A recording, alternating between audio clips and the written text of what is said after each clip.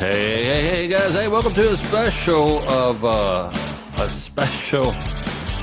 Sober Talk. We are live down in Hilton Head, South Carolina. This is a Sober Talk Unplugged, and I'm glad you are here. I have a big announcement. Oh, geez.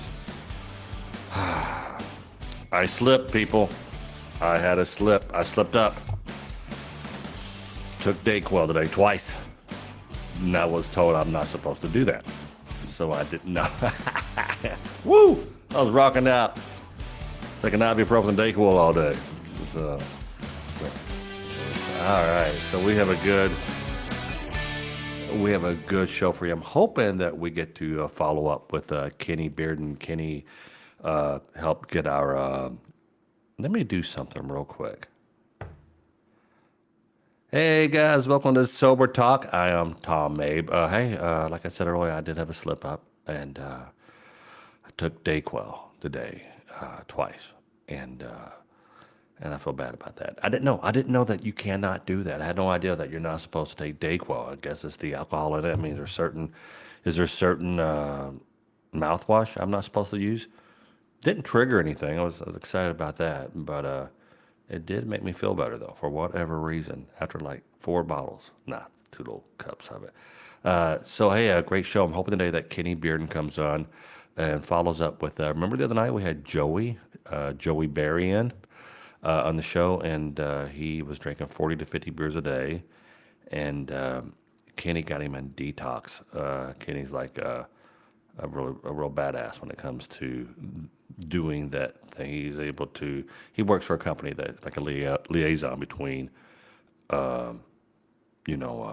companies like treatment centers and whatnot.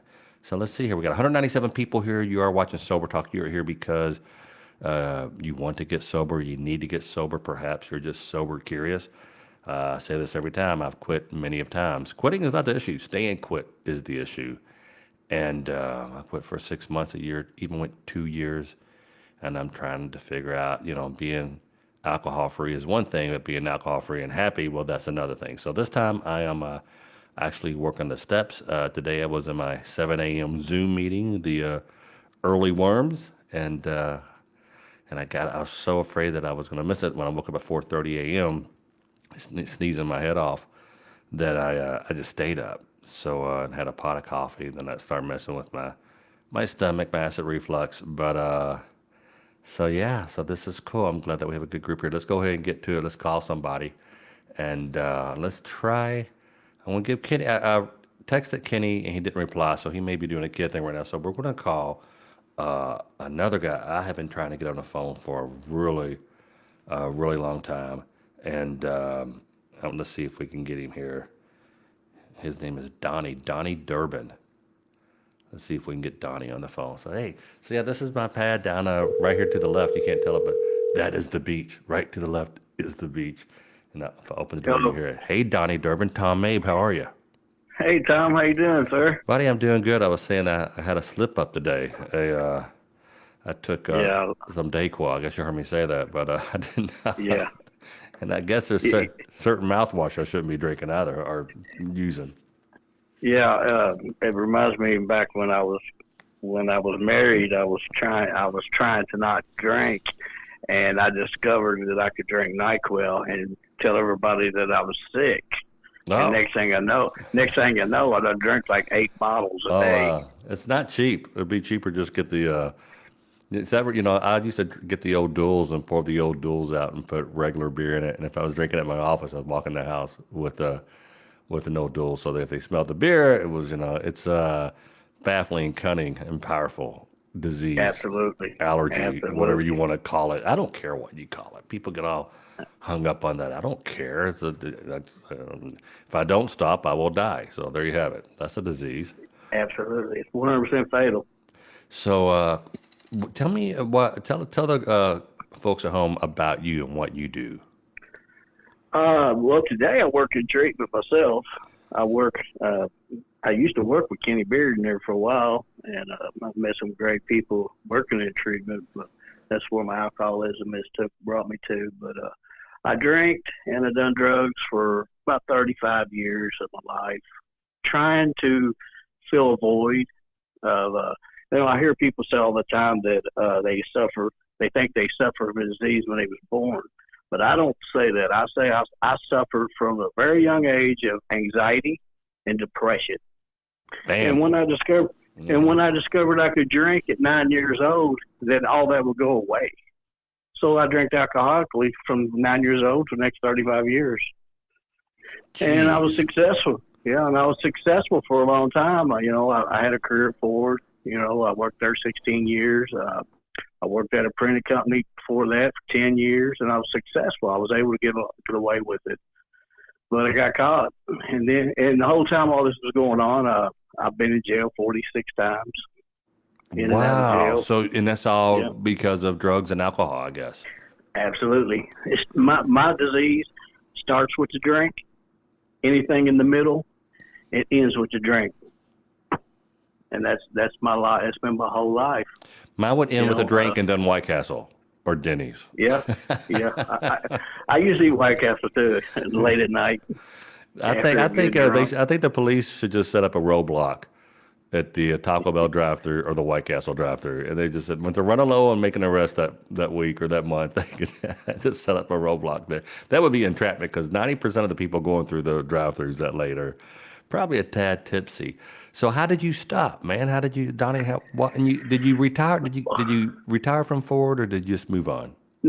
No, I moved on. Okay. I ended up taking a buyout from Ford because I ended up. We say in recovery, I gave it away, but I lost my marriage of 21 years. I lost everything I've ever loved. I lost everything I've ever earned from drinking, all because I wanted to change the way I felt. And that's why we drank. I drank because I wanted to change the way I feel inside. You can change your mood by taking a pain pill, taking some drugs or whatever, and alcohol. And until you figure out what it is, the drinking is just a symptom of your life, of your rid, and the restlessness, irritable, discontent. And that's what I've been in therapy, and for the past several months now, I've been getting aggressive with therapy and tiptoeing around the steps. But I get a lot out of I like the accountability I get from doing sober talk, and the ritual, the routine of doing meetings. And I really like the Zoom meetings. That's because I never found a live meeting that I never found one. It hasn't found one yet. And I'm sorry. No, you go ahead. I keep on interrupting. Yeah, that's okay. Thank you. Thank God that we do have these Zoom meetings now, man, because, this COVID and everything, if I was trying to be getting sober now without my live meetings, man, I don't know if I could have done it or not, because I do Zoom meetings too, but I love them face-to-face meetings. And, I'm missing that. We're having a lot of people fall off in Louisville right now because of it. It's got multiple years. And wow. It's a sad thing. It's a sad thing.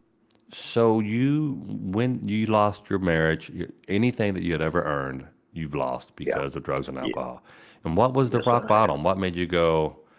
Well, my rock bottom was after the 46th time in jail, I was homeless. I was living in some woods with no place left to go. We done burnt every bridge, and nobody wanted nothing to do with Donnie Durbin. And I come up out of them woods, and I would break in houses and stuff, trying to survive, man, to eat. That's how hungry I was got. And I got arrested, and I got locked up, man. And that was God doing for me what I couldn't do for myself, man. Because when I was sitting in jail for about 10 days, it was time to get out. And I knew, that I'm homeless at this point, and I ain't got no place to go, no purpose in life. And there's a treatment center in Louisville that came by and asked, would anybody like to go to treatment? And, me being a lifelong alcoholic, and that's the only way I've ever lived. Where were you when they came by? They came by the woods or they came by jail? No, I got locked up. I got locked up, and I was in jail when they came by. I see. They have it's called Centerstone. They have a program that they send their texts over to the jail system, and they try to get people that's in jail on alcohol charges and see if they can get them to come to treatment. And I was there, and my alcoholism at first told me, because I've never been sober, my alcoholism told me they got bed, they got food, it's cold outside, you live in the woods, go. I wasn't thinking about being sober. I didn't know anything about sobriety. Oh, jeez. And so the next morning, they came and got me out of the cell and put me in handcuffs and put me in the paddy wagon, and they took me to treatment center. And you said this is the Four Seasons. Yeah, and I'll never forget it either, because when they got me at the treatment center, the correction officer, first thing he said to me, he said, Mr. Durbin, if this don't work out for you, we will always have combinations for you here. Come on back, see us. And, I've never forgot, through almost 4 years now, I haven't forgot that. Wow. And, so are you making amends with me? Go ahead. I'll get to the other part. And that's when my journey started, man. They took me from there over to the healing place, and I got a sponsor, man, and I started working these 12 steps. And, there was a lot of things, that I didn't want to do. But I just, in the big book of Alcoholics Anonymous, the word must is in there like 40 times. What was the word again? Was it much or must? Must. Must. Gotcha. If you come across that word and it says must, that means it must be done for you to have this total psychic change, a spiritual awakening. And so I just did everything they told me to do, and I just continued to work the steps, man. And my life is amazing today. My life is a completely different, man. I'm the facilities manager of 2 treatment centers in Louisville. Man, that's awesome. Yeah. So how about your? So you work there, and you're wow. So that's cool that they hire people. I guess that makes sense to hire people who actually been through treatment. And how about how long have you been divorced? How long have you been away? I've been divorced for about 12 years now. About 12 years. I was homeless for like 8 years. And I didn't even think I was homeless, because I lived with my buddy on the couch. People ask me where I live. I said, I live with my buddy. And they'd say things like, oh, you're homeless. I was like, I ain't homeless. I live with my buddy. The reality was, I'm not on a lease. I'm homeless. Yeah. Let's say if you're ever homeless, sleep under the Ticketmaster window. People think you're just camping out, trying to get tickets. Yeah. Good. There you go. No, it's sad. We work with a lot of homeless shelter, and we do a lot of videos and try to bring awareness of that. And until we figure out the addiction, the mental illness that these folks have, they're going to continue to be homeless, unfortunately. Absolutely. When you're in that kind of pain, being a homeless person, you're in that kind of pain. I've suffered from anxiety and depression my whole life from a little kid, and that was the only thing I could find that would make that pain go away. And then when I lost everything that I ever loved and ever earned, that just put more guilt, shame, remorse on me. And it made it worse. And the only thing I could find to numb it was alcohol. I would drink like a half a gallon of vodka a day. Wow. How was your health? Trying to die. How was we talked about trying to die. Yeah. Trying to die.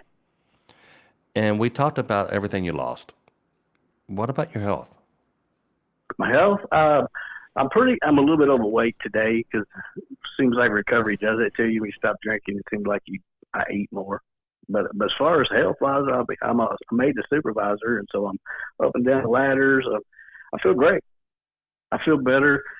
I'm 50 years old, and I'm happier and healthier than I've ever been in my whole life. My whole life.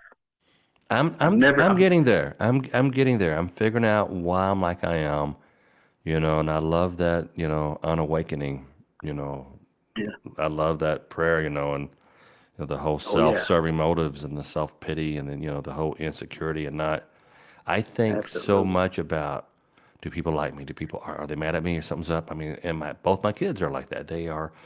My son, who's a lot like me as a child, he's on the spectrum. I have Tourette's, I blink my eyes quite a bit. He'll yell out words and such, but he's also just like me. And my wife, we walk in, she thinks we're twins, and I'm like, I could tell you what I was wearing when I said or did the same thing he did. But he's, we talk about Mr. Worry. At 3 years old, he was worried, and my mom was a worrier. And I knew at 3 to 5, like, one day he may find alcohol, and he may like it. Mm-hmm. And he may start self-medicating. Well, if you're working the 12 steps and you have a spiritual awakening, you'll be able to help him. I worry about that myself, because my son's 18 years old now. Yeah, my son's 21, my daughter's 17. And they're both my kids. I'll tell you that. Yeah. Fortunately, they got their mother's smarts, but uh, none of them got my good looks. I'm better looking than most anyone in the family. So I'm teasing. I'm Yeah, you're a teasing. pretty good looking guy. You Dude, look a I'm lot cute. better lately. I do look a little better, and my brain is starting to. I noticed since I'm down here in Hilton Head right now, I'm not as twitchy. My brain is kind of catching up to where it's supposed to be. What do they call you? I'm 3 months in, 94, 95 days. That's So awesome. what advice would you? Because we had this guy called in the other day that Kenny hooked, who definitely hopped on. But we have a lot of people here that they don't. How did you do it? How did you stop? How do you do it? Do you got to go to You jail? know, well, for myself, I can't talk for anybody else, but I can tell you for myself. All my life I thought that I could work and have all money and have all these nice homes and have all this nice stuff and have anything I ever wanted would make me happy, but it didn't. I never could fill that hole. And what got me sober is consequences, pain. Have you had enough pain? Have you done enough research to know that you're going to get the same results that you've been getting for years and years and years? Because alcoholism lies to us, man. It tells us we're going to be okay this time. You'll be all right. You've had a few days built up. Just drink. You can have a couple and you'll quit. I never could. I never could quit. And that's what the book Alcoholics Anonymous has taught us, man. It's not the 10th beer, the 12th beer, the 20th beer that I drank that didn't make me go to work the next day, and I had to come to terms with it. It was the first one because I'm alcoholic. I can't stop. Yeah, they say, two things I like. How do you know if you have a drinking problem? If it causes problems. The other thing I say is that, you know, go to a bar, drink 3 beers or 3 drinks, Right, and get up and walk away. If you could do it, maybe, who knows, maybe, and not go on the way home and get something, but just don't drink after that. right. Right. That's crazy. I can remember like being at a bar and be at the end of the night, especially when I was homeless, I'd go in these bars around where I used to be homeless at. And, I would drink like after people would leave their drinks sitting on the table, they had cigarette butts in them and everything. And I would just go over and drink with them, just trying to change the way I Wow. felt, trying to change the way I felt. But the very first step was powerful for me that I have to remember every day is that we admitted we were powerless over alcohol, and that our lives have become unmanageable. I don't forget the pain. I don't forget where I've been, and I humbled myself. And I try to work step 10, 11, 12 every single day. I carry the message. My sponsor. That's one thing that my sponsor told me at a very young is to keep it, you got to give it away. What do you mean? So, What do you mean and by I that? To took, keep it, you gotta get away. Give it away. so once I've worked the 12 steps and I've had a total psychic change, which is a spiritual awakening, I have to go find me another one that was in the grips of just like I was and walk him through the steps because I get to watch. For one, it puts me back in the book again, and I get to go back through the book again with somebody else, and I get to watch this man's life develop back to life again, like mine, like I did, and it's a beautiful thing watching another human being get their life back together, get their kids back, get their Oh jobs yeah, back, yeah. inner peace in themselves. There's nothing better, and that's what keeps me sober. That's awesome. But as far as like working at treatment, for myself, I have to put treatment. Treatment is not AA. That's two different things. Explain Treatment is that. treatment. Okay. Treatment is for people that are in treatment. That's their recovery. That's not my recovery. When I get out of work at treatment center, I have to go do my recovery, which I do AA outside of work. So your treatment is different than recovery, is what you're saying. You're just because you're working for that's your job, is what you're saying. That's my job. That's not my recovery program. That's my job. It's kind of like an artist become a graphic designer. That's my job. That's what Absolutely. I do. Gotcha. Okay. That's just my job. If I start not going to my meetings and just use the meetings that they have at my job, I get sick. I feel sick. I don't feel like I'm getting what I need. And then when I go to a meeting by myself, out into the public or on Zoom or whatever, I get what I need. Yeah, I loved my Zoom meeting this morning, and I was so happy that I got to raise my virtual hand that I had a 90 days plus. So that was That's a big cool. deal. One Yeah. day is a big deal. Yeah, You it know, really is. If you could break that cycle, that vicious cycle. So let me just read a couple of the questions we had, or a couple of the comments. Chris Warren, I had an uncle that's such a drunk that he would squeeze a bottle of liquid shoe polish through his sock and drink the remaining alcohol. Wow, never heard of that before. oh yeah, oh Uh, yeah. Anything with alcohol in it, we're gonna drink it. that's wow. Yeah, Carl Martin, Carl says the promises. right. If we are painstaking about this phase of our development, we will be amazed before we are halfway through. We are going to know a Absolutely. new freedom, a new happiness. Boy, I hope, Yeah, because I mean, I got to forgive myself. Right? I mean, I go to bed, wake up by the things I've said to my family and friends, and just, it is. What? yeah. How about your amends? How did that go? You have any? Oh yeah. Yeah. I've made all the amends. You know, I'm still making amends to people. You know that I haven't seen in a long time. But where I'm at today, my recovery. You know, if I see somebody, I don't have to look over my shoulder no more. Oh God, there he is. I robbed him. You know, I've made all the amends to all my family, everybody closest to me as possible. And, you know, if I see somebody out, I'm out somewhere, and I see somebody I hadn't seen in 5, 10, 15 years, I'll make an amends immediately. I go up to them and I tell them what I did, man. You know, what can I do to make it right? You know, tell my sponsor, he's had me, sorry about that, cousin. He had me No worries. he had me feed the homeless because there was like some things that I couldn't make the amends for that would probably put me in jail again. And so he said, okay, well, this is how we're going to do this. And he would make me buy like 100 uh, biscuits and sausage biscuits and take them down to the homeless and Mm. pass them out. And, you know, there's so many ways to make an amends. No, But as that's far as good. beating That's good yourself to know. up, That's good to know. oh yeah, there's Yeah, that's several ways. so. But what I'm real. Gary Adams. There are varying opinions. I guess he's replying to. Oh, alcoholism can happen to anyone, anytime. Absolutely. Does anyone here know if alcoholism is truly hereditary, or is it passively inherited due to the atmosphere we are raised in?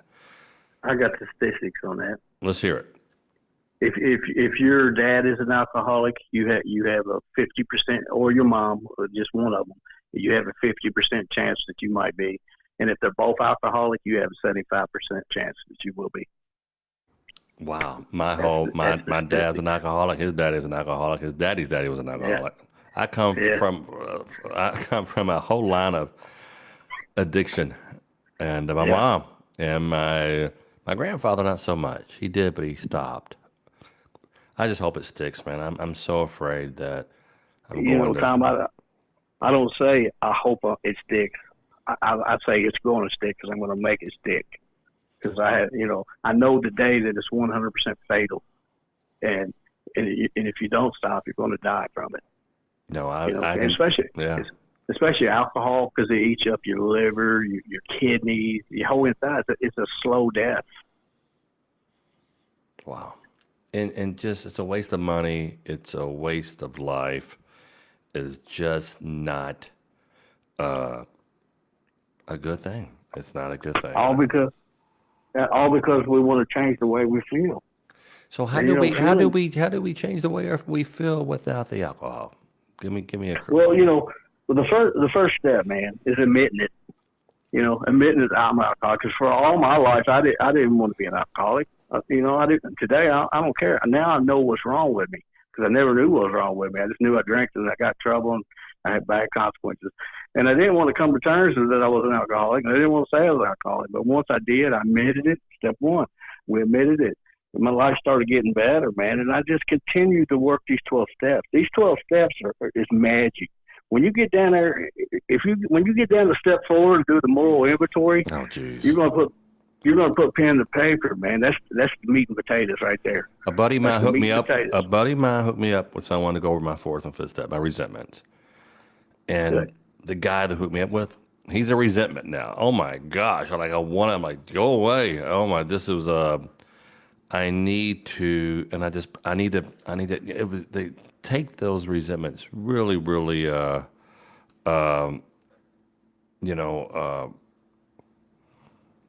You know, some people will say, like you just saying, man, when you get down to there, that fourth and fifth step, I just don't know if I'm able to do that now. But I think too painful, just too painful. I mean, geez, Louis, I used to go to my therapist You twice a want to week. quit drinking? Yes. You want to go to any length to quit drinking? Mm-hmm. Then it must be done.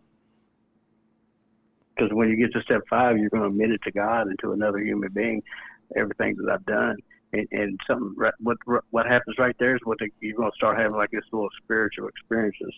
I'm like, I had a sponsee one time that didn't even believe in God or nothing, and he did his 4th step, and me and him dropped that 5th step. And after he got done, I could see the relief in him, and I said, how you feel? You know what he said? Thank God. The dude didn't even believe in God, and you know what? He's still sober today. Wow. And because the 5th step set up, God's going to forgive you for all your shit that happened in the past. We will not regret the past, nor shall we shut the door on the past. And today, you know, I've been forgiven. You know, and all them people that I had harmed, and all them resentments towards people and stuff. You know, most of them just came back into my life. Just about all of them just came back into my life today, Yeah. man. And I don't think that's going to it's just happen a with me and a beautiful few of thing. them. I'm lucky I'm still got a family. Hey, I want to read this comment. It says, I stopped after the last time I went to jail, March 13th, Friday. Monday the 9th was my last drinking day. Got in an argument with my ex, toxic relationship, about me Yeah. not doing enough when I came to learning to drive and getting a better job when she didn't do anything. But I also ticked her off, and I had a drink that day, and she left. But then come Friday the 13th, I was going to get alcohol, and I ran a red light on my bike. Cop wasn't going to give me a ticket, but instead cuffed me because I had a warrant for, I'm sorry, I should have read this before, not completing a chemical evaluation. I got out of jail and in the program now. Haven't drank since and haven't smoked pot in almost 2 months. So congrats. It's Jalvin Henderson. Hovan Henderson. And Big deal. yeah, it's a big deal. Here's Dylan Henry. It is genetic, but it's also possible to become an alcoholic from playing in the mud for too long. That's interesting. As a musician, as a comedian, my real drinking didn't kick in until I started playing music, and I would Yeah. refuse to play music. I refused to drink when I played, and all of a sudden, I just got so much. I got tired of touring and everything. I want to drink. Yeah. So the Road to Freedom group of Narcotics Anonymous in Franklin, Kentucky says hi. Well, that's hi to Michael. Well, man, let me end this with something that you want to say. But I would love to have you back on, man. I've been trying to Absolutely. you. I know you're busier than a cricket in a Yeah. hubcap, but I would love to. Uh, love to have you back on. You seem to be a plethora of information. So Absolutely. I would love to come back. yeah, I would like for you to like. Here's one says Thomas Redmond. I love you, man. I'm going through a lot right now, but it does mean a lot to me that someone I got through a lot by watching a lot of their hilarious videos from and doing better with the sober life. So someone's saying that my funny videos made them sober. So there you have it. Yeah, maybe it cures cancer. Hey, watch this one video. I'm sorry, that was awful. Alrighty, brother. Well, I was hoping to get a question here that we get in you. Oh man, if you're sick, don't feel bad. If you're sick, you have to take medicine. Oh, that's someone talking about the Dayquil. I've been taking Dayquil and Nyquil all my life. Well, all right, Got bro. alcohol in it.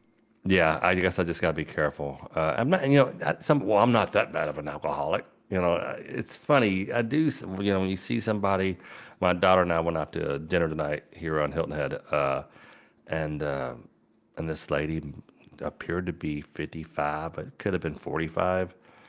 Dropped her sunglasses, and you could tell she's a regular. She looked unhealthy, and about fell down. I got out of my chair thinking I was going to get her and help grab her.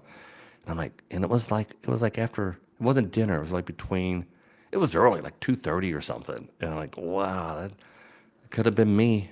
And it's just so, and you can't really go up and say, hey man, you need help, you need help. You can't do that, can you? You can't just, they got to be ready to come and do it themselves, regardless if it's therapy, religion, or something. They got to be ready to make a change. Absolutely. And that's why I said earlier, has that person had enough pain? It says in the book that no human power could relieve me of my alcoholism. I had to find a power greater than myself. And when it says no human power could relieve me of my alcoholism, they're talking about the judges, they're talking about jobs, they're talking about wives, they're talking about the kids, they're talking about anything. No human power could relieve me of my alcoholism. I had to find a power greater than myself. And that's what the 12 steps is designed to do, to tap you back into a power greater than yourself. Yes. Whatever you choose. Whatever you choose. Brother, I choose God. I choose God. And you know what? This is my first time really trying the steps and trying the program. I've tried everything. Nothing seems to work. I have high hopes.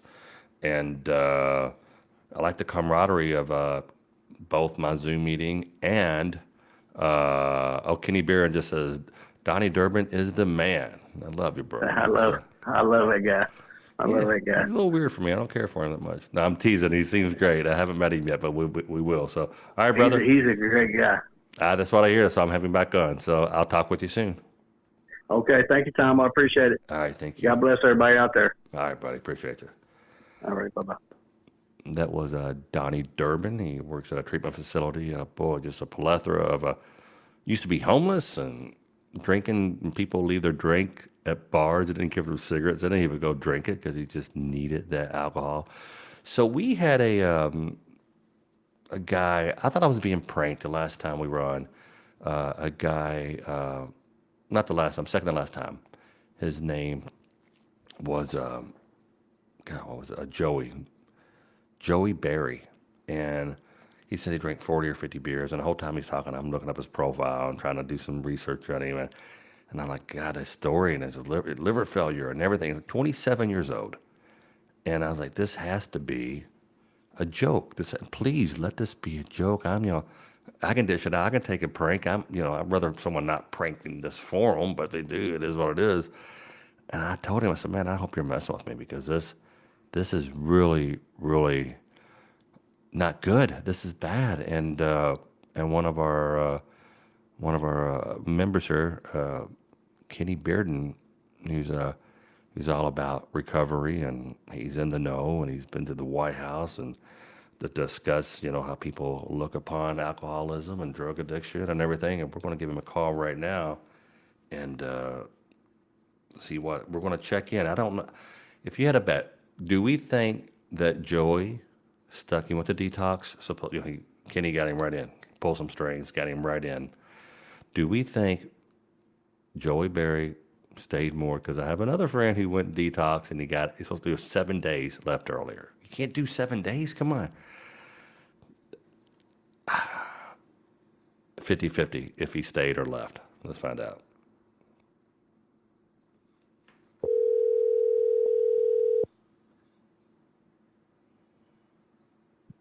Hello.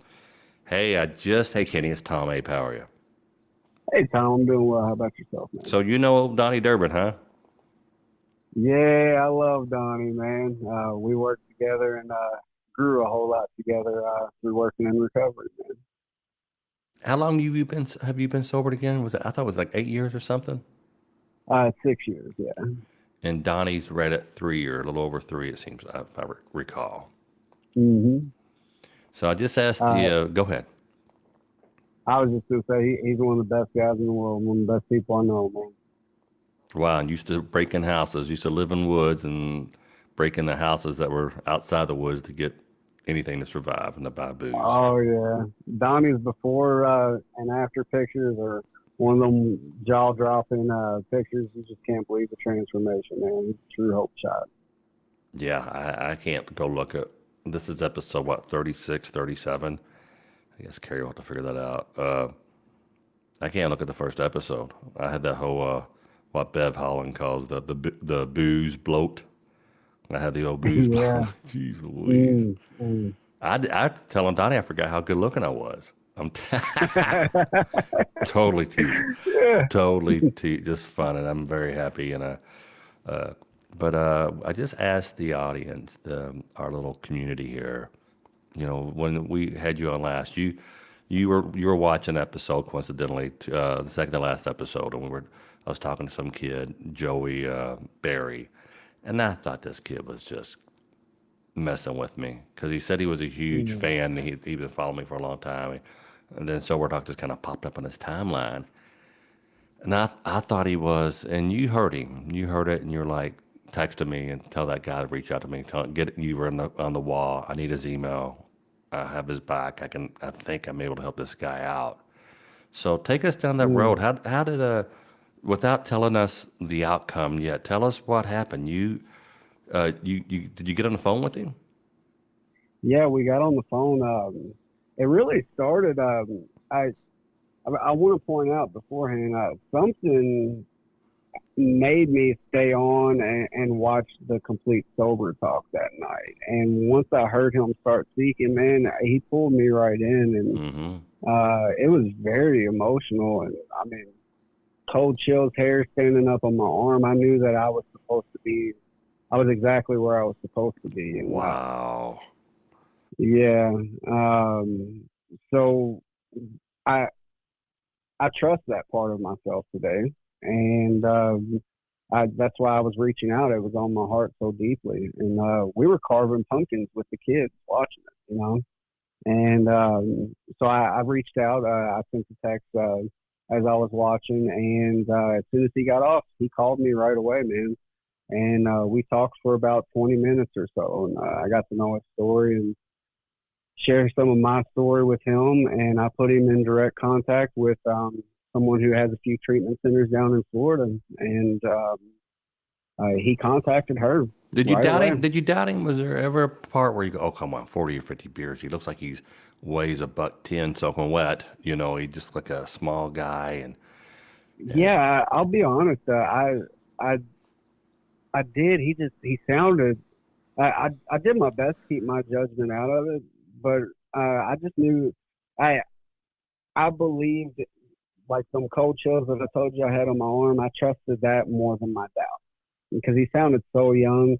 But I knew that I was supposed to be on there helping him out, and I I put him in contact with the right people to help get him into a detox, and after that, long term sober living afterwards. have you had so do you think he's going to stick with it? I truly hope so, man. He sounded beaten and broken. Uh, Oh, he really did. working, He he really did. Mm. And working in this field for a while now, man, you can kind of pick up on which ones are really done and fed up with it compared to those who still got another run, so to speak. And you know what I'm saying? yeah. I ask people all the time if they think that they can pick up on it, if they think that they can you know, see it, if they can if can they predict which is going to who's it going to work for when you see someone at a AA meeting or something? Do you think that this person is going to do well, or this person is going to he's going to last about a week? Because that's what I did. I used to do a joke in my act. I say, hey guys, 1 year ago today, it's kind of an anniversary for me tonight. 1 year ago today, I decided to stop drinking, and the audience applauds. And I know don't applause. It lasted about a week, and it got such a it was Mhm. true, and it's such a huge it got such a huge laugh because everyone can kind of relate to it, and Mm. that's the thing. And but that kid, he's 27. I remember being 27, and he just so man, I hope it sticks. I hope it sticks. So how did you? So tell the folks at home what you do and how were you able to pull off such a cool thing?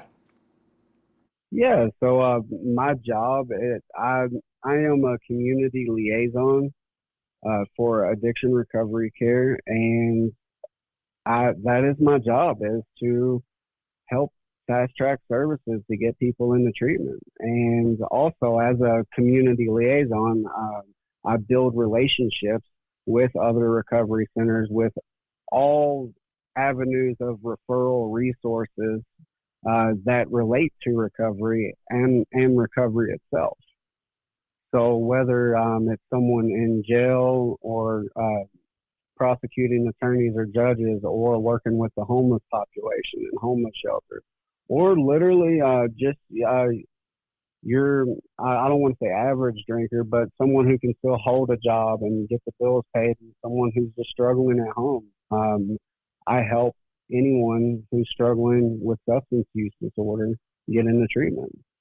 And from building them relationships with other agencies, I'm able to help fast track services, and I know the right people to call and have already built these relationships to help make that process even smoother and faster.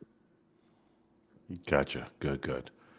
Well, that's so let's read some of these comments. My mom is an alcoholic, but she stopped for health reasons and high blood pressure. That's one of my reasons.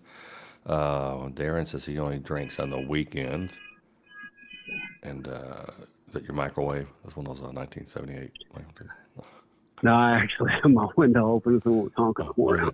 okay. My daughter's Subaru does that when I don't use the right key. CJ says he has a great ear. If you want to talk, he will listen. Tom, well, thanks, CJ. Dylan Henry, you changed the way you feel through actions. How long have you been sober, Tom? I think it's 94 days. July 18th was my quit day. I don't try to have a. Oh, and Jovan. Well, sorry about Jovan. I totally mispronounced her name. It was are you doing show in the AM? I may do Tyler. Do I have your number? I think I'm supposed to call Tyler tonight. I'll get to you. If you can't afford a treatment center, look for a Celebrate Recovery group near you. What is that? You ever heard of that? A Celebrate Recovery group? Yeah, so Celebrate Recovery is more of a religious, structured 12-step program. They do believe in their higher power being Jesus, and that Celebrate Recovery just puts stronger emphasis with the church, in my experience. Gotcha. And yeah, there's many different approaches to the recovery process. Yeah, well, I find a lot of people, right now I'm doing the steps, but I'm not a big book thumper. I'm like, hey, you gotta follow the steps. I'm not that guy. It seems to be, I do have high hopes for it, but I'm doing, I'll tell you what helps me quite a bit is therapy. I really enjoy, working with a therapist who can really tell me, well, here's why this is happening. Mhm. Derived I would say I'm very much the same and agree with that.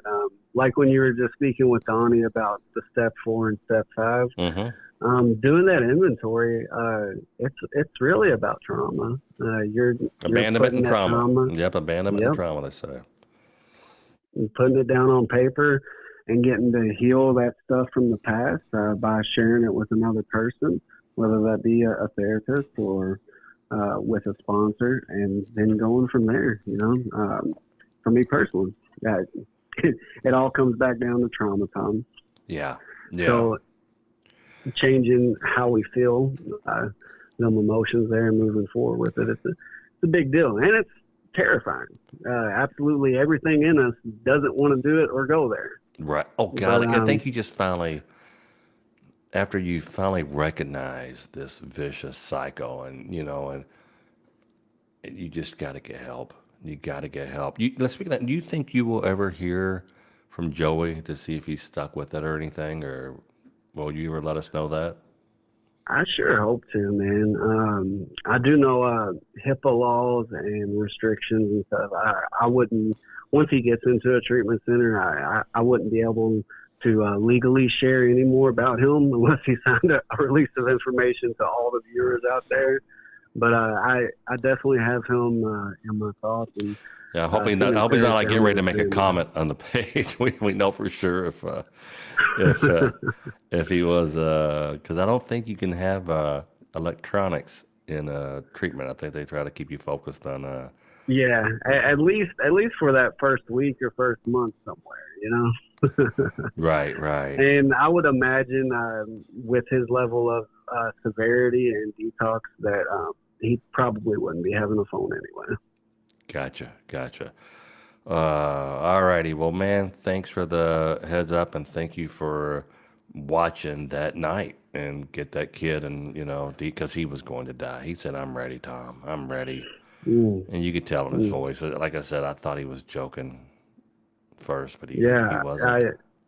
When he was telling and I was watching, my jaw dropped, and I watched your jaw drop, and I can only imagine all the other viewers. And there's another guy who John Irwin. I would love to follow up with him. He had me crying. I mean, he was crying. I was crying. Man, and he was bad. I need to touch base. You know when you touch base. I remember people used to touch base with me. Oh yeah, I'm good. I got it. I just drink on the weekends now. Or just are you all right, buddy? Because they know that I've always dealt with alcoholism or drinking too much, and Hmm. I could tell when he oh yeah I was just kind of a little off kilter last night. I'm not gonna today. And you can't do nothing. You just gotta. Yeah, I got friends who've been trying for years to get me when I go to them about it. Dude, won't you try this? Mm. Won't you try that? And yeah. I can only imagine how much this helps you too, Tom. Oh yeah, this is part of the service. This helps me, and I get to talk with people, and I'm going to be calling I think Tyler here in a second. Tyler, be on the lookout for that call. But it helps me out. It helps me out so much, and I love doing it. I look forward to doing it. I didn't do it this morning. I've been doing mainly 8 p.m. Eastern time is the time slot that we do, and Hmm. sometimes I've been waking up and doing 8 a.m. 8 a.m. I mean, I really want to have by the way, we have sobertalklive.com right now. If you go to sobertalklive.com, you can click on listen to the podcast. Every time I do one of these, I upload it. Sometimes I'm a couple of days behind, but Really? yeah. So Hmm. if you want to listen while you're driving or anything, there's so many.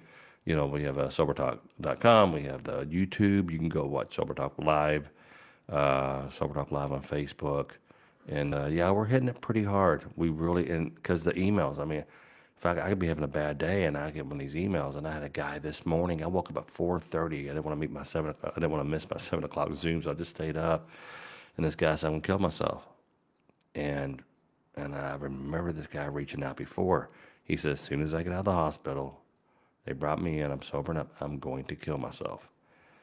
And I said, "Oh Mm. man," I said, "Won't you give it a couple days? Won't you? I don't want to hear about you dying while I'm down here at the beach. Won't you? We're not talking to him." And then I was going through his Facebook page, and I started saying, "Man, so you're a really good painter." And he was. This guy's an incredible painter. Then he had a picture of his like dog. It was like a boxer pit bull mix, and the dog. He had video of his dog treating this baby kittens like she was the mother of these baby kittens. And I posted it on one of Huh. our pages, Robbie the Problem Cat, and he saw that, and I want to reach out to him. He was in a dark, and I said, "You want you come on and talk to us about it tonight?" And so no. People are. It's amazing. People are afraid, and we're just kind of hanging. They can't see you. They could just hear you. Uh, so, but yeah, that's a cool thing. Well, brother, thank you so much. Anything you want to wrap up or say before I move on to the next caller? Just thank you for having me on again, man, and thank you for helping me out and helping everyone else who's listening. You reminded me tonight of and getting the help. The person the other night as well. Dude, that It's was reminded so. me of the great joys of like exactly why we do this and why it's worth being clean and sober. You know? It really. I always wonder why somebody, hey man, why don't you go to a meeting with me? Hey man, uh, politicians, doctors, and stuff. Hey, everybody wants to help. I guess it's part of the treatment, so it's really really cool. So, Mm. well, cool, brother. Well, thank you so much, and I got to get Ricky Dollar Green back in here. I liked him quite a bit, and Yeah, he's your sponsor, right? correct. Yeah, he seemed like a really cool dude. I want to meet him in person. I want to meet both of you guys in person. So uh, we may have to do a Let's make it happen. maybe do a sober talk retreat. We'll come down here on the beach in the off season. So all right, guys. All right, Kenny. I will talk to you soon. All right, Tom. You have a good night. You too, buddy. Thanks. Wow, that was cool. So he did go to treatment. We do not know because of the HIPAA law. We just don't know. Let's go to Tyler and see if Tyler picks up. You guys have been really, really cool. Yeah, be sure to check out that Sober Talk Hello. Live. Hey, Tyler, it's Tom Mabe. How are you?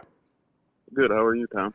I'm doing good, man. It's been a good show. I'm learning. I love having some of these people who work at treatment facilities call in, and it's really cool. And I don't know if you followed, but one of our listeners got a viewer into detox this past week, and it was the end of last week. So it's really cool. So tell me about yourself, brother. So, yeah, when I was at the doctor's office, I kind of stumbling through Facebook and watched one of the episodes, and I liked it. It helps me. Stood then watched another show, and it definitely helps me. I did the NA meetings and all that, and some of the meetings helped, but some over Facebook, it helps me. Yeah, It and could, really, people seem, just a place to hang out. I'm like, yeah, go watch Sober Talk, and you may be just kind of sober curious. I think I probably need to cut back. And I think when you watch us, we kind of humanize it, and it's not. It's being a drunk is almost so. I don't want to say what's the word, pedestrian. It's they say 1 out of 10 people have an addiction issue of some sort, be it gambling, drugs, alcoholism, whatever, porn. yeah, I believe it. I What was mean, I'm your not just what's your poison? What now? Are you sober now? I'm getting there. Okay, cool. Yes, yes and no. I started off with prescription pills. I did that for a long time. I didn't really know how to deal with life or stress, so I kind of, you know, went after those, and it kind of helped me. But in reality, at the end of the day, you still have your problems. Um, then I started seeing a doctor. I got on Suboxone. That got me clean off pills. But now the problem is, Suboxone's supposed to help you, but it's just trading another poison for another one. So, I'm So you're addicted to this about, and can they just wean you off of that? so I'm right in the middle of the process of kind of tapering down. Depending how long you've taken Suboxone, you can't just really, quit. The withdrawals are just pretty ferocious. They last for anywhere from a month to a couple of months. Yeah, you think I'm about it, right. it's like, how did you quit drinking? Heroin. Yeah, heroin took me right off the drinking. I mean, is it, I don't Yeah, understand. it's definitely hard. I mean, if you're strong-minded, I think a lot of it for me personally is, in my head, a lot mental. Some people can just, quit cold turkey. Some people have to, wean themselves off with something else. I'm that kind of a person. But, I'm slowly tapering down. But, watching these videos, they kind of prepare me mentally, or kind of make me feel stronger, kind of give me that Yeah, little because as soon as you get that like, little high. as soon as you get like 2 or 3 days under your belt, they say it's a day by day thing. There's really something to that. Now, you've heard me say this before. It's like, it's not just a cliche. Take it day by day. What the hell does that mean? Take a day. Sure, I'm gonna take it. Week by. So day by, you do the first day, and you get it under your belt. You're like, damn, I want a day. Are you gonna do it? Yeah, I'm gonna try another day. The second day gets a tad easier. And then you get 3 or 4 days on your belt. You're like, no, I'm going to defend my sobriety. I'm going to do it. I'm going to defend my sobriety. And you just, and then what happens? You quit enough and you realize, okay, I got this. I'm okay. I took a month off. I'm gonna go back to using. I'm gonna go back to drinking or whatever. And that's why you have to figure out when you're sober. Why you have to figure out why you you drink in the first place. Why? What is it? Did your mom not put peanut butter on your sandwich? Did your dad beat you? Did someone never gave you enough hugs? I heard on a movie. Right. I heard in a movie last night. Oh no, I was watching Moneyball on Netflix with Brad Pitt, and they were saying something. He said, I don't need all that money. He said, I got enough hugs. I got enough hugs when I was a kid.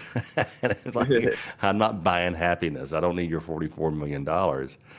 And I think that's why I always try to be the overachiever and have nice things, because I would judge my happiness by what I had.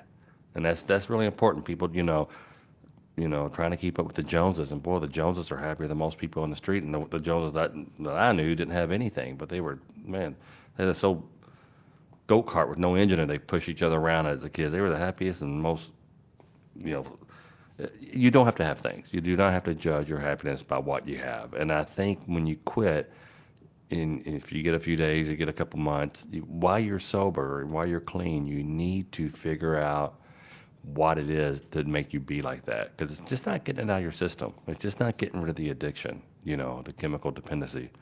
You have to figure out why. Did you have trauma or abandonment in your life growing up? No, not really. The reason why I kind of started is because I couldn't really or I was in my first relationship and kind of went through a breakup, and honestly, I didn't know how to handle it, and someone that I was working with, kind of took advantage of that part, and kind of offered me things, and you know, I told myself, oh, I'll quit, one day, or I don't see myself getting, dependent on these, and sure as it happened. You don't think about it, but eventually, when you keep doing it, you're fine. You're going to get hooked, and you're going to pay the So consequences. was it a real bad breakup? Because maybe the way you handled it, the breakup, maybe your self confidence was so low that you just freaked the hell out, because did you? I mean, you get like restraining order, something. I'm just trying to figure out the level of breakup it was. No, I mean it was nothing crazy. Like I said, I just didn't know how to handle it. I was deeply in love with her, and stuff didn't work out. Um, I'd like to welcome you everyone out know. to Relationship Rehab. That's what we're going to call the show now, Tyler. Relationship Rehab. I'm kidding. So when you I'm say you're kind of, are you cutting back on the drugs and the alcohol and the pills, or are you cutting? Are you just gearing so up the ready to stop? so I don't drink. I did drink in middle school, high school, like the kind of that phase. And honestly, I'm not a big drinker. I am cutting back on my dosage. I see a doctor, I see a therapist. I just started doing these meetings. Watching your videos. Mm-hmm. Um, and it's definitely, like I said, it's definitely making me, stronger mentally to, cut down.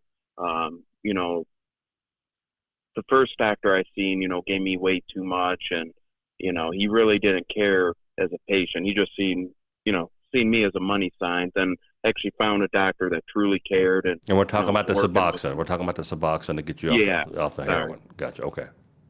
And then it's a good drug, but if you don't have a good doctor or good information about it, it's like I said, it's just replacing one thing for another.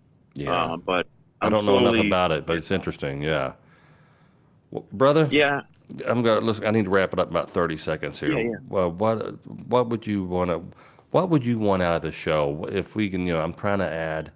Now I know that on the website Sober Talk Live, Carrie's putting some links to some things that for real help. And by the way, guys, if you're watching at home, if you have to go to the doctor. You need to, you can't quit on your own. If you drink like that guy did, Joey Barry did the other day, he would have died quitting. Because Yeah, that's quitting crazy. alcohol and benzos and certain drugs, you can literally die from the withdrawal. You just can't stop. You got to.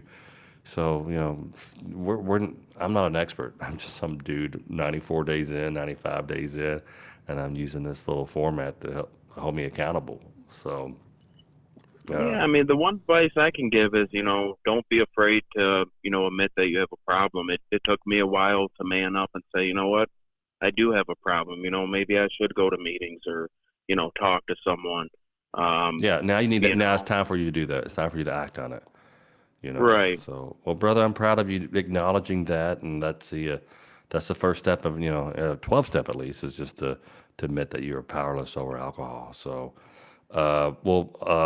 please touch base later on down the road and let us know if you got better or you stuck with whatever. I'm not judging. I'm just curious, how it's Will going to do. work I out for you. appreciate it. All right, All right, Tyler. Tom, have a good one. You too, Tyler. We'll see you. Bye. So there you go, guys. You're watching the Hilton Head version, Sober Talk Live Unplugged. Let's read some of the Octsober. That's what I call this episode, October. Heck no, with pandemic and kids, more of a reason to drink. Yeah, a lot of people. That's when I went out. I went out drinking in March. It was so I lost every gig. I just bought a place on the beach, and then all of a sudden my money's cut 90%, and I'm like going stir crazy. And I have my offices I go to, but it's still just life. Life is hard, and sometimes you self-medicate. Sometimes life sucks. Sometimes life is just hard, and you got all these problems. And then all of a sudden, you start using, you start drinking, and then your drinking becomes a bigger problem than the other life problems. So now you got twice the problems, and then you get a divorce because your wife or your spouse, your husband, or they're freaking tired of your crap. They're tired, like geez Louise. And if don't wait for a DUI. DUI is nothing. Cussing out, cussing your 12-year-old out, slapping your wife around. Those are bad things. I haven't done that. I've yelled in front of my kids. I told my wife to go get the gun and shoot me. Uh, I had a bad cocktail in my system. There for a while, I was blaming it on both testosterone and alcohol because that's when I really went bat crap crazy. And my doctor said, "Oh my gosh, yeah, every side effect you could have, you had." But I just think that it was, mind altering things, be it the testosterone, the hormones, and the alcohol, but probably just alcohol. I don't know, but I'm not doing either one of those things now. Let's see. Anybody have any questions? Let's go over here. And if you want to become a supporter of the show, in the link in the description, it's like $5 a month. You can stop anytime, and that just helps me do the show. I'm actually interviewing people to be a producer, to screen calls, and get some really good speakers to come on and talk with our little community here. So that's really cool. So. Mickey Griggs, you nailed it, Tom. Hang in there, Bob Van Doren, having a few doubts regarding my awesomeness. Bev, you're cracking me up here. The first step is admitting you have a problem. That's what Tyler just did. Uh, Honesty and humility, the key to the program. Daryl Jack, and Daryl. And thanks for tonight's show. It was pretty good. Was that a compliment, Natalie? Yeah, pretty good. Dorbray, thank you, Dora says 95. She gave me a thumbs up. So I guess, Dora, why don't you call on the show? Why don't you shoot me an email? Let me call you. Let's see. Gary Adams drank past tense. That's why I drank, for that ease and comfort. Yeah, that's why I did. I was a better dad 4 beers in. I was down on the ground playing with them. Hey, let's put together. Let's do a puzzle. Come on, right now. No, let's do a puzzle. And wow, that's fifth day. Life changes. Mickey guess Carl Martin. No, I won't think Carl. Let's see. Tom, 5 out of 10. I was wrong. So I said 1 out of 10 people suffer from addiction. So he said, no, it's 5 out of 10. So that would be 1 out of 5 for Carl. So don't be afraid to reach out to someone else in person. Let's try, I think I have, let's call Derek. Let's get Derek on the phone here real quick because I had him be the last minute guy. But guys, thanks for tuning in. This helps me out. I'm down here on the island here on Hilton Head. If you haven't been here, it's nice. You should come. And hey, how are you? Hey, how's it going? Hey, buddy. This is Derek. Yeah, it's Derek.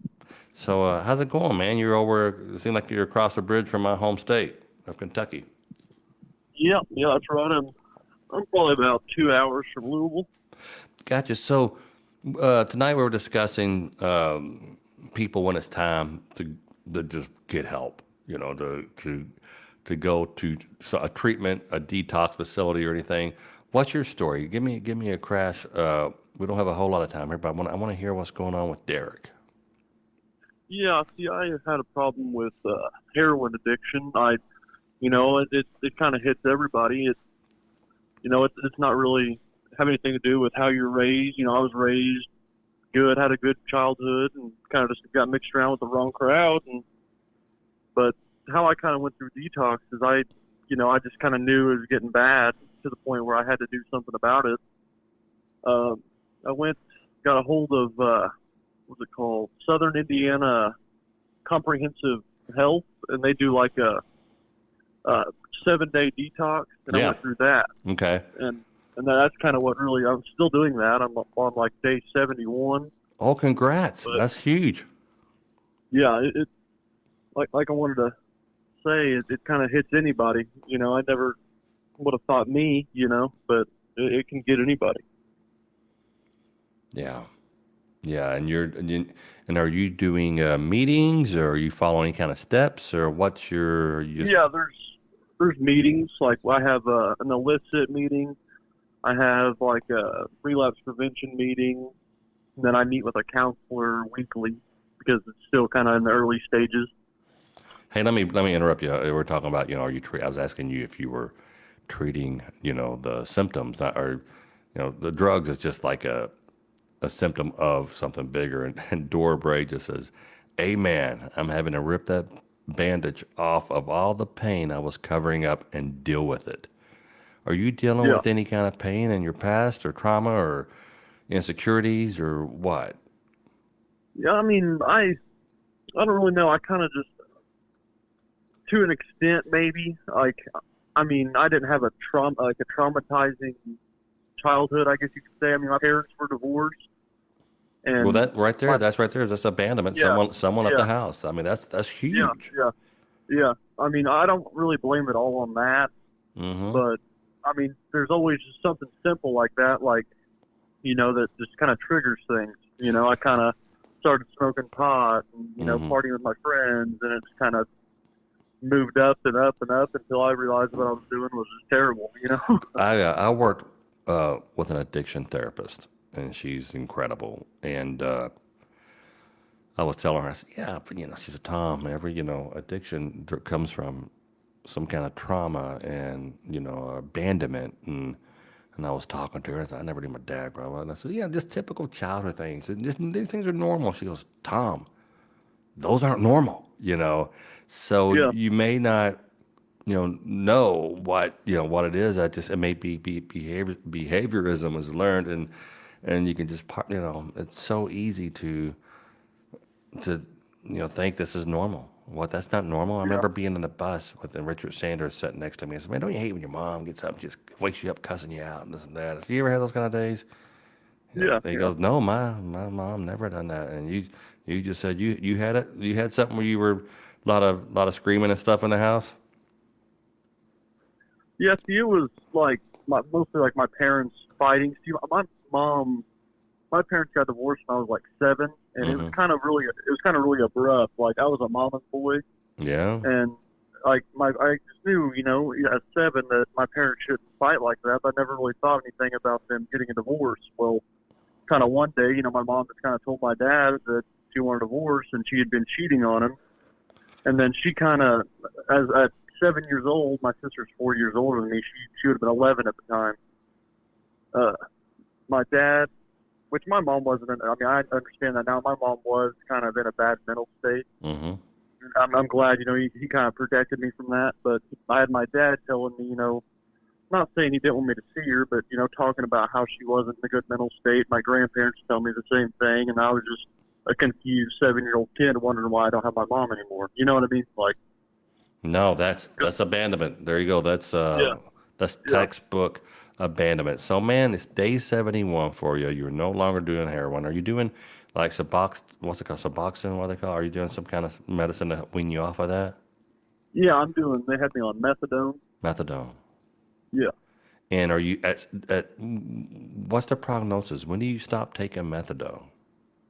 See, they kind of tell me, like, I don't want to be on it. Like, me just personally, like, I've heard, bad things about it. I've heard good things about it. Me personally, I don't want to be on it forever. I kind of want to get to where I feel better. And then, like, let's say I do it for a year. I want to, if I feel good after the year, I'd like to wean myself off of it because I don't want to be, like, handcuffed to something else. You know what I mean? It's not cheap, I To hear. keep It's very from, expensive, right? yeah, yeah, it's not cheap. It's like I don't have Medicaid or anything. I'm working on trying to get that if I qualify, but it's like $18 a day. That's not as bad as what I thought. Yeah, Uh, it's not crazy expensive, but it's a lot cheaper than buying heroin for sure. Gotcha. Well, brother, thank you so much for picking up. Sorry, I'm late calling in. We had a big show tonight with a lot of great information and stuff. So, anything you want to say before I cut you out and let you go out of here? Yeah, just take it one day at a time. Just don't think there's not any hope because I never thought that I would, be 71 days just feeling better. There's always light at the end of the tunnel. Yeah, yeah. All right, brother. Thanks for Alrighty, have a good one. you too. Thanks, Derek. So there you go. That was Derek. Let's see. Dora Bray. PTSD and anxiety are real. It starts at home a lot too. Not to mention our family, our daily lives. Boy, yeah. I mean, I got in there. I was doing therapy twice a week with this addiction specialist.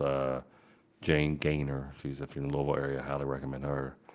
And it's like finding the right AA meeting. For years I've been trying to find the right therapist, right counselor, and she's the one. So in Louisville, I would definitely shout out to Jane Gaynor. Um, it was such, Dora was talking about ripping that bandage off, and I would be depressed. I would take me, because we were doing some serious work. It wasn't like, yeah, man, Tom, you seem like to be in good spirits. It wasn't that. It was like, all right, let's talk. Let's work on this. Let's get, roll our sleeves up and get into this. So I had to cut down. I went from 2 days a week to 1 day a week. Now I'm doing it every other week, but I'm getting better. And Sober Talk is definitely filling in some of the gaps. So yeah, man, guys, thank you for sharing the page and liking the page, and definitely getting that in the link. There's also a group, a private group that you can get in. And if you have questions and you need support and you just need someone to talk to in the same boat you're in without being judged, it's a real chill environment. Everybody's cool. And if someone's not being cool, I'll get an email about them. We'll kill them. We'll kill him. We said we get a hitman. He's a big fan of the Sober Talk. He loves killing people. I'm teasing. Sorry, I love you guys very much. Is there anybody else? Is there anything? Let me check here real quick. There was do you need any more callers? Who's this? Did you find the bone? Oh, that's CJ. No, I'm good, CJ. Can you call me when you're done with Sober Talk? Yes, that's my son. And there's so I think I'm good, guys. I think I'm real good. I think we had a really good show. We talked to Kenny, we talked to Tyler, we talked to Derek. So I love you guys. Thanks so much for watching. Let's real quick here. Let's do something real quick.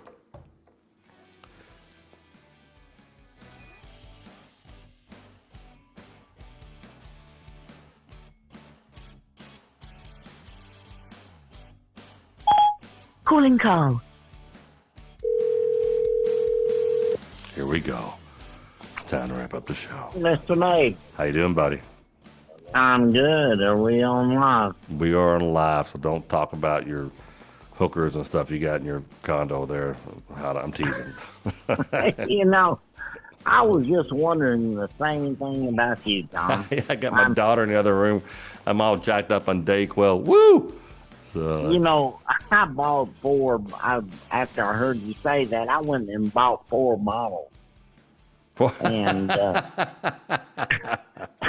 I awesome. am just about to finish the 4th, and I'm still not getting there. You know, I feel kind of queasy, but no, it's been a great show tonight. It really has. It's really. I mean, you see, you got the. I wish it was daylight. I would show you the ocean, but I'm right to my left, and the bedroom window also opens up to the ocean. It's really nice, and I need to learn to be happy with that, because that's really. Oh, Lynn Campbell, thanks, Tom. My first show. I'm glad I found this page. Well, Lynn, thanks for joining us. That's Lynn. You worked at the.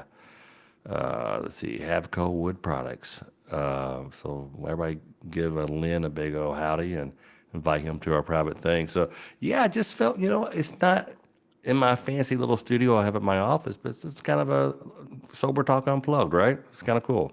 Hey, and really, the painting or photograph painting behind you, man, that really, in the light. The light reflecting it. It looks like the moon on that painting, and man, that is really. I painted that, and I was drunk, and and the light is a reflection from the ceiling fan light to it. But it looks like it comes together. I mean, it's perfect. I like the owl behind me with the green hair. That's pretty cool. See the owl? His eye fell off too, so I got to glue. My daughter said, "You got to glue the eye back on the owl." So okay, I will. No, you brought the color, the lighting, the gray paint. We need to put something in front of that Apple sticker on your computer, like "Made America." Yeah, or something under Made in America. Yeah. So cool. Everything good? Everything good with you in your world, Carl? Yeah, man. we all have our ups and downs and challenges, and to be able to get through them sober is man, I never thought I would be in a position to be able to go through what I'm going through now without alcohol. In fact, I would not have been able to go through it with alcohol. Dude, there's some Yeah. stuff I wish I'd go back and didn't, If you're in a good mood and you're celebrating a win or a new job, or, this is back when that's some incredible times drinking. It really brings it even, oh, yeah, let's celebrate. But if you're down and you're depressed and you're dealing with some, issues in your life from your child, do not drink. It makes it a lot more. I wish I would have said, no, there's no drinking's not good. Drinking, and my life was challenging all across the board, professionally, home life, everything. And I would have dealt with it a whole lot better if I were sober at the time. And Tom, that's the biggest message I think this site and your program is about. Is look, guys, you can get through without. In fact, you don't just get through. Your life gets so much better when you don't. Every night. And I can't wait. I can't wait for it. People go, oh my gosh, just wait. Great things are going to come to you. Things of this and that and this and that. And I can see things kind of get, with the caveat of, COVID, but I'm anxious to see that big thing that's supposed to happen. I hear people talk about in my Zoom meeting, how things get better for you. And all of a sudden you have this, maybe it's just a happiness, an indescribable happiness because you're not drinking or using to try to be happy. That is exactly right. And Tom, I want to ask you a personal question. I'm happily married, and I'm not saying you're not a good-looking man. I'm just... thank God you've noticed. But has there been one particular moment when you've woken up in the day, woken up in the morning, and said, God, I wish I drank last night? Never. I wish that I had really drank, and that way I would feel like crap today. I bet there's been thousands of times where I woke up to see 365 days in a year. Now, no one says there's going to be math. I hate math. It's like doing taxes. It's one big math problem, and if you get it wrong, you go to jail. That's a bad thing. But no, I've never have. I've always said, oh my gosh, I've gone to bed crying. I woke up like, just get up. You got to get up. I mean, you got to get on a plane. You got to travel, and I just been so hungover. And you don't have to think about the bad things or negative things you said that night or the day before when you were drunk or whatever. Get up and say, man, I feel good. Dude, I don't have to apologize to my children or to my spouse or whoever for whatever the hell I did the night before or day before. And Chris Warren says, I chose drinking with friends over being present for my then wife while she was in labor with our son. I made it in time to cut the cord, but that's one reason I'm an ex. Wow. This is a guy, Chris Warren, wow, that is a powerful. Chose drinking over his wife. Man, dude, that's a big... it can get a lot worse than that, but we won't go into that. But one of the people really need to watch that one, that prank, Carl, you did with the lottery ticket. But there's nothing to do with sobriety. And I want to start sharing videos. There's one I thought about. I got this one called The World's Worst Drug Dealer, and it's me selling drugs like all through downtown Louisville. But I'm selling stuff like I'm selling over-the-counter drugs. Hey, man, you want some Prilosec? I got some antacid. It's really funny. It's called World's Worst Drug Dealer.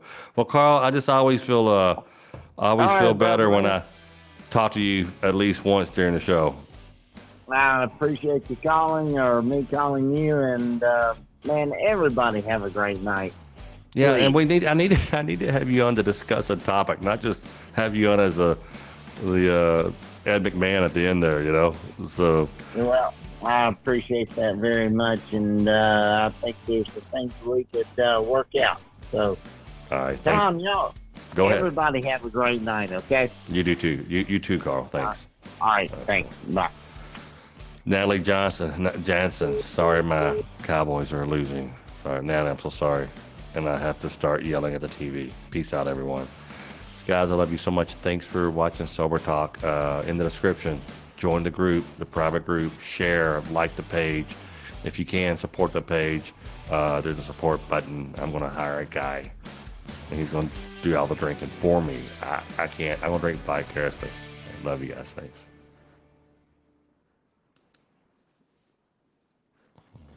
Hold on. I'm still on. I don't know what's going on.